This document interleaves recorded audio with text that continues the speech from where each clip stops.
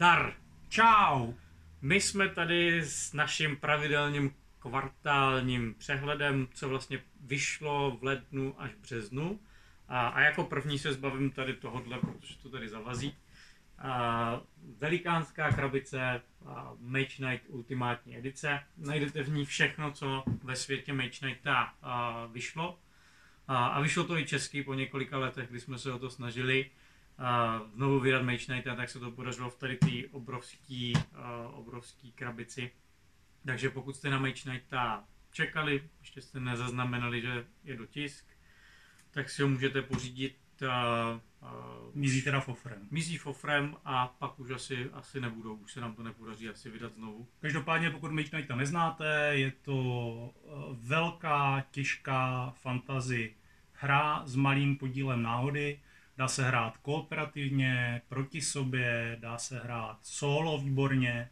Spousta hráčů má v solu rádo, ale je to fakt jako hutná velká hra, kde se svým hrdinou putujete zemí, nabíráte, zlepšujete svoje schopnosti, nabíráte armády, bojujete s příšerama a podobně dobýváte město. Někteří hráči to vlastně přirovnávají k Heroes of Might and Magic. Ale nečekejte od toho nějakou kostkovou řežbu, je to fakt hodně těžká hra. To ne, je to spíš kombinační věc, že vy dost často stojíte před tím, jak vykombit ty karty tak a ty schopnosti, aby se vám podařilo porazit nějakého nepřítele. Každopádně legenda je zpět. A já ji strčím tady sem dolů. Tak, co tady máme další? Já jsem hrozně rád, že vyšlo tohle. Ale tohle je jedna z her, u který jako vím, že jsou super a nikdy je nechci hrát. Já jsem na tohle úplně tupej, ale jako úplně a já si u téhle hry málo kdy si připadám tak hloupej, jako u téhle hry. Já nemám vůbec prostorovou představivost a Ubongo 3D i v té lehčí variantě mi dává totálně zabrat. Je to nový vydání téhle klasiky. Jako pokud máte nahraný Ubongo a myslíte si, že jako tak si zkuste tohle. Je to úplně něco jiného, úplně jiný level. Já bych Aaronovi tím pádem doporučil tohle. To je varianta junioru. Od 5 let to nezvládnu. Ona je jako jednodušší, takže to je pro ty, kteří mají tu horší prostorovou představivost, tak... Hele, je to, myslím si, že v té verzi, která byla kdysi na trhu, byly ty dílky dřevěný, teď jsou plastový, ale vůbec ničemu to nevadí, mě to nějak jako, vůbec mě to nevadí a ta hra je prostě pořád fajn. A tady ta Ubongo 3D pro děti je hezká, když to ukážu na té druhé straně, tam jsou třeba jako, musíte postavit kostičky do co největší, jako třeba sloupečku věže, aby nespadly a tak, takže je to vlastně hodně jednodušší než ta dospělácká varianta. Ale pořád hezká. Si dělám srandu s Aarona, ale musím se přiznat, že u Ubonga 3D se mi tak jako zavařuje hlava docela často, protože to fakt je těžká věc. No a teďka poslední Ubongo věc, kterou Albi vydalo společně tady s těma, aby doplnili celou tu Ubongo velkou rodinu, Ubongo Duel, což je klasický 2D Ubongo, to znamená Tetrisový dílky skládáte vedle sebe, prostě verze pro dva v malé krabičce. Víc k tomu asi není potřeba říkat. Jo. Jsou tam jiný typy vlastně těch dílků, takže to tam může být těžší poskládat. Jo, tak. Jo, nejsou tam ty, který znáte z klasického Ubonga, to je dobrý. Nebo z Tetrisu. Nebo z Tetrisu, jasně. Tak, pak jsou tady kočičáci. Kočičí klub je fajn, mně se to líbí, přijde mi to jako jednoduchoučký. Téma je dobrý pro lidi, kteří mají rádi kočky, ale zahrajou si to i lidi, kteří kočky nesnáší, jako jsem třeba já. Ty nesnášíš kočky? Jasně. Mně to přijde strašně nevděčný. Prostě já mám strašně rád psy, ale kočky mi přijdou prostě nevděční zvířata. Každopádně tady prostě se snažíte sbírat karty s kočkama a různý ty kombinace karet vám na konci přinášejí body. Vtip je v tom, že si vždycky vlastně berete celou tu lineu tady. Tam říčka karet a vy si berete buď jeden sloupec, ne, anebo jeden řádek. Jo. A zároveň dává žeton kočky, který vám zabraňuje. Zároveň zabraňujete těm dalším to vzít. Za mě moc pěkný. Za mě taky. Hezká rodinná hra pro tuším 4 hráče až, no 5? Pro 4. A vtipná, roztomilá grafika, dost neobvyklá. Za mě úplně v pohodě rodinná hra. Tohle. Jasně. Escape Room. My tady máme docela dost těch exitovek. To je další. ani jedna z těchto řad se evidentně nechystá skončit, což je za mě signál toho, že se jim daří. Jo? A vůbec mi to nevadí, naopak mě jako neuráží prostě dát tady 300 za hru, kterou si zahraju jednou a hraju ji 2 hodiny. A všechny mají něco do sebe a jsou pěkný. Samozřejmě, když začneme od té největší, Escape Room úniková hra 2, Escape Room 2 má v sobě tentokrát 4 případy, jestli se nepletu. Jsou tam 4. A tahle hra je samozřejmě zajímavá tím hlavním zajímavým prvkem, což je ten chronometr, taková prostě krabička s klíčema a číselníkem a tak, která vypadá hrozně jako pěkně a přidává to určitě atmosféře té hry. A zároveň vlastně mi se líbí, že na tom, že si můžete vybrat, jak velkou tu únikovku chcete. Pokud jste jako fanoušci únikovek, tak si klidně můžete vzít takovouhle věc, kde víte, že ty únikovky vás čekají 4. Ale když se vám nechce dávat prostě 1000 za hru, tak si můžete vzít malou únikovku od Alby, když to chcete zkusit. Protože to je hra, která stojí 290, něco takového, 280 korun. A máte tam ten případ jeden, ale zase jako na hoďku. Za mě je teda nejlepší unlock od Backfire. Z těch, co jsem hrál, dvojku jsem ještě nehrál, Escape Room, hrál jsem 1. Ale ten unlock mi přijde jako nejhezčí. Tyhle exity, co dělá Dino, jsou taky moc fajn. A už jich teda taky vydali hodně, že? To už je 5., 6. Jo, myslím, že jo. Možná i víc. Každopádně tam jsem hrál nějakou tu laboratoř a pak ten Egypt a obojí dvojí bylo fajn. U nás to má ráda žena, takže jsme zkoušeli těch věcí víc. A i tohle je fajn, tady vlastně si vystačíte s balíčkem karet, což je poměrně originální. Tady vlastně dochází k tomu, že si některé ty komponenty poničíte, anebo si je můžete nakopírovat, abyste si je nezničili. Zajímavý je to varianta a pak ji můžete poslat dál prostě kamarádům a dá se to tak hrát, dělali jsme to tak. Zajímavý tady u těch exit her od Dina je teďka to, že oni vydali tyhle 2 díly. Potopený poklad je pro úplný začátečníky, ten je úplně jednoduchonkej. Nehrál jsem ho teda, ale je to tak koncipovaný. Zatímco Mrtvý už v Orient Expressu má být jako hodně hardcore, má to úroveň obtížnosti specialista, takže jestli si připadáte vyloženě jako Sherlockovský typ, tak zkuste tyhle únikovky. Co tady máme dál? Pak je tady Decrypto. Decrypto je moc hezká slovní hra, kde vy se vlastně snažíte komunikovat svýmu týmu slova tak, aby je neodposlechl vlastně protivníků. Je to vlastně jednoduchá slovní party hra, která je hrozně super a hrozně blbě se vysvětluje. Je to v podstatě o tom, že vy máte, ten napovídač má před sebou 4 slova a v různé kombinaci 3 z nich napovídá svýmu týmu podle nějakých indicí. A odposlouchává to i druhý tým a on se snaží ty indicie dávat tak, aby to jeho tým pochopil a soupeřův tým nepochopil. Protože ten soupeřův tým bude nakonec prostě hádat, jaký slova jste tam měli. Jo? Důležité je, že se to vlastně hraje na víc kol. Ano, takže s každým tím kolem ten soupeřův tým získává další a další indicie k tomu, co by mohlo být to vaše tajný. A v okamžiku, kdy budete dávat příliš jednoduchý indicie pro svůj tým, tak ten soupeř jednoduše rozšifruje, že vy jste dávali nápovědy čepice, pokrývka a hlava, takže to bude klobouk.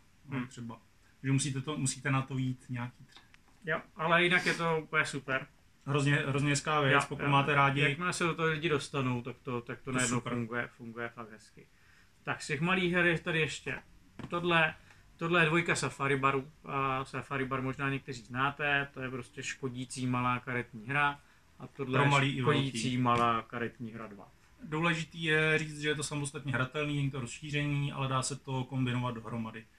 V nejrůznějších variantách, v té klasické, kdy si můžete vybrat od každého, protože tady opět máte zvířata v hodnotě 1 až 12 nebo 11? 12.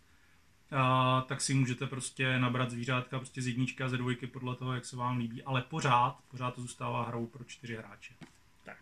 Nerozšiřuje to počet hráčů. Ještě další mrňavá, o tomhle já toho teda moc nevím. To je v podstatě jednoduchá karetní hra s tématem, který přijde asi vtipný.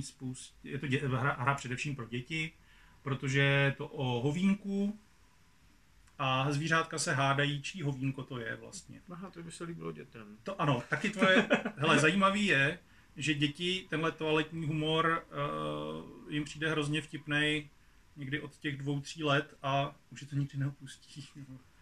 No, zatím to těm, taky tě to pořád baví, ne? No, méně. Ale tohle bude děcka bavit. Je to jednoduchá, vtipná věc.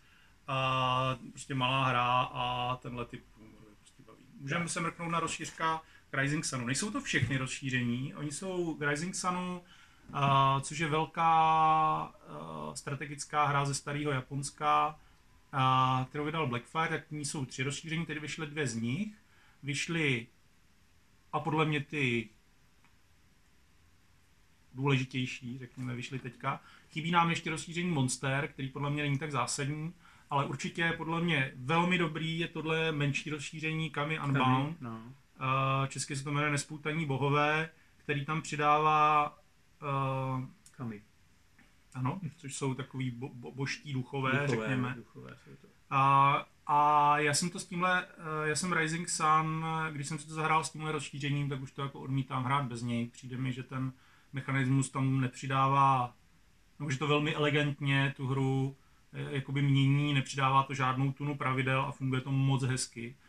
Zatímco s Dynasty Invasion, Invaze Dynastí, je rozšíření, který přidává 2 nový klany a ty fungují dost jinak než ty původní a hraje se za ně dost jinak. Takže tohle bych doporučil vyloženě hráčům, kteří mají Rising Sun hodně nahranej a přijde jim, že chcou v něm nějakou změnu.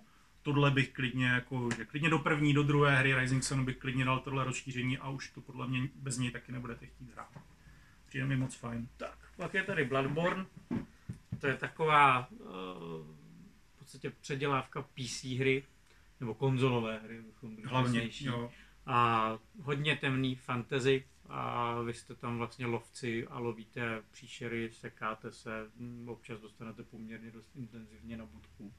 Jo, to je právě, my ani jeden nejsme nějaký kovaní videohráči, ale tahle hra je asi legendární, ta videohra, legendární v tom, že je strašně těžká. Jakoby, jo. Žádný takový to jako load and save, jako zabiju bose, tak zabiju po druhé ne. Takže se prostě půl dne probojováváte k bossovi, ten jednou máchne ocasem a je po vás. Tak tahle... Tak znova. Půl dne můžete hrát znova. Tak tahle hra se to snaží nějakým způsobem přetavit. Je tam grafika z té hry a přetavuje to na principu mně velmi blízké hry, která se jmenuje Catherine Caverns. Mě tahle hra je hodně připomíná, je to stařičká hra, která je zajímavá v tom, že musíte spolupracovat, ale zároveň získáváte body sami pro sebe. Ja, mě to taky připomíná Catherine Caverns. Abych se přiznal, tak mně osobně se Catherine Caverns prostě líbí víc než tady tohle.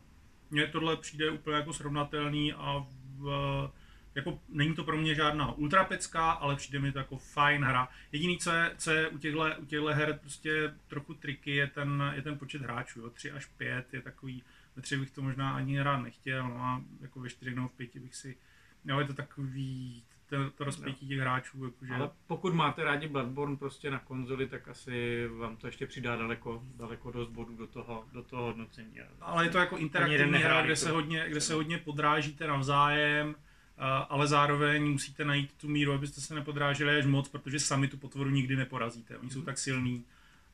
Takže jako fajn věc, rychlá, jo, do hodinky určitě odehraná, spíš do 3/4.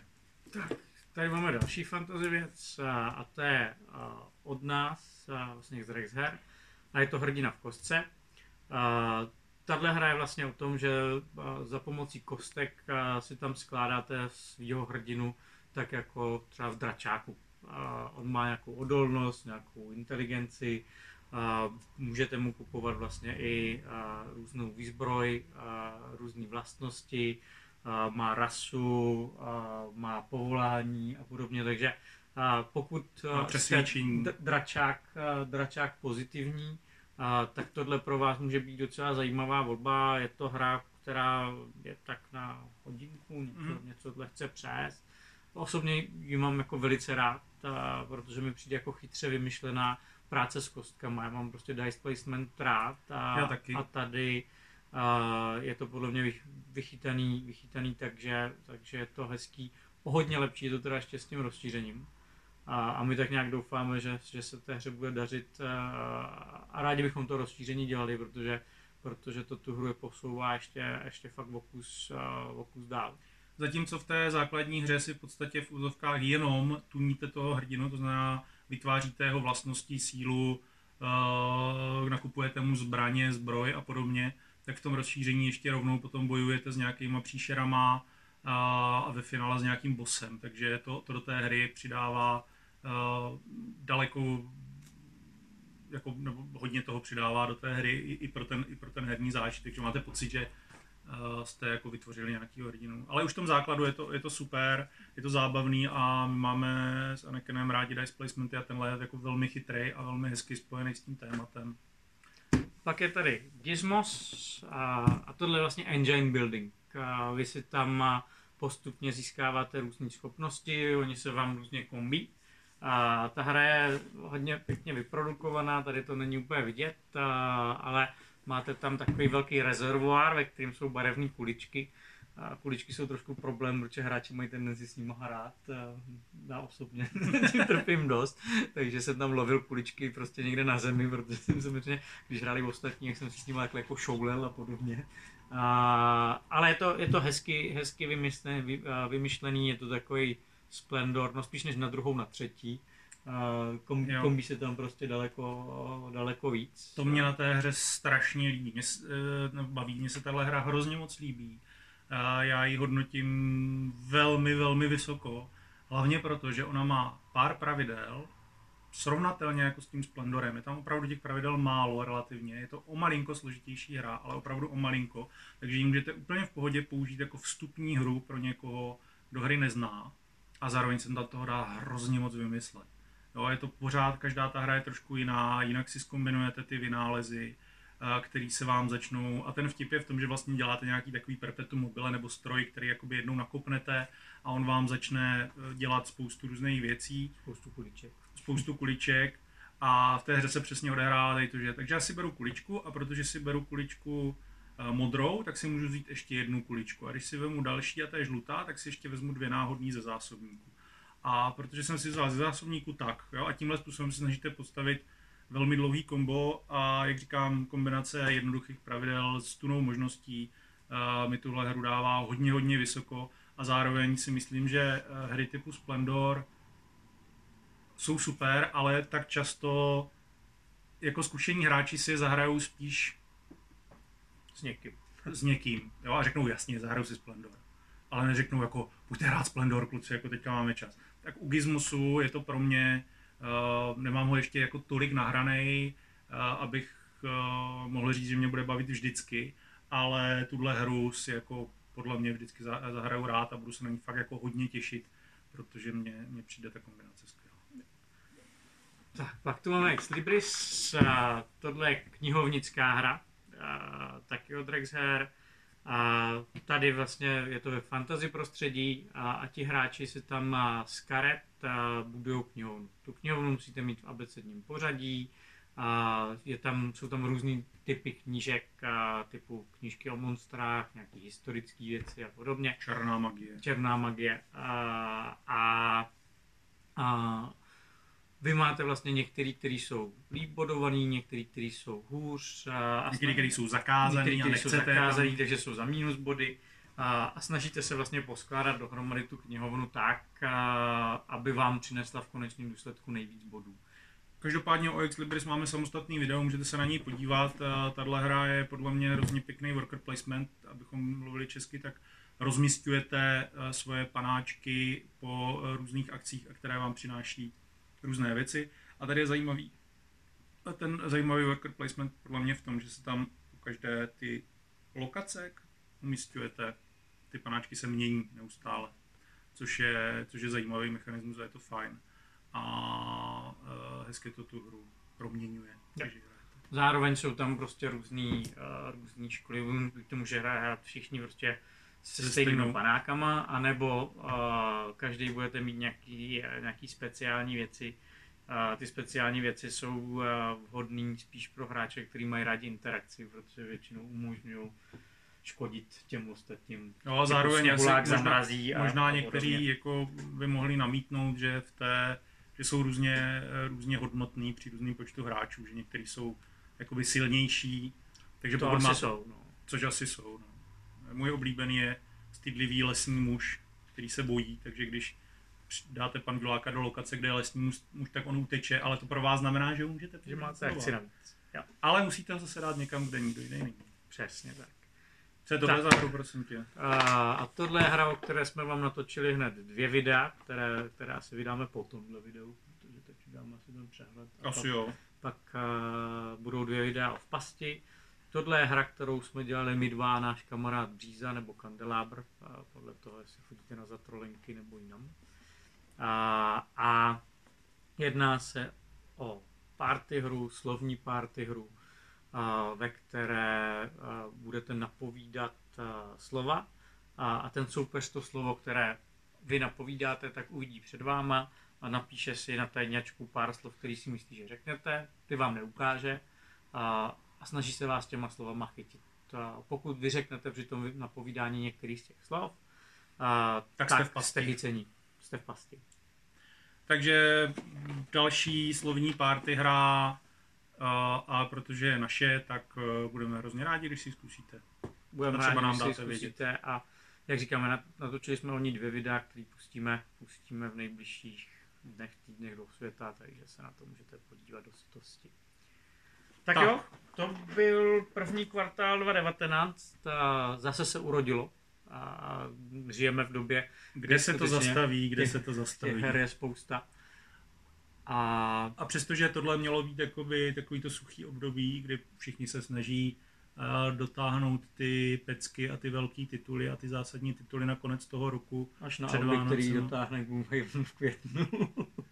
Což ale podle mě té hře vůbec neublíží. Ne. No a to je jedna z těch věcí, které nás teďka čekají. Takže co nás čeká v dalším kvartále, jsou tam taky neuvěřitelné věci, vám jako řeknu. Je tam, kromě Gloomhavenu, je tam třeba Nemesis, Pán o prstenů, je tam putování po středozemi, tedy panství hrůzy v prostředí, předělaný panství hrůzy do prostředí Pána prstenů. Je tam Nemesis, naprosto fantastická scifárna s vetřelcema, kterou dělá Mindok. Co tam máme my? Nevím. Nám všechno dodá se až v létě, takže my tam nic moc mít asi nebudeme. Něco málo tam bude, ale zase se máme hodně na co těšit.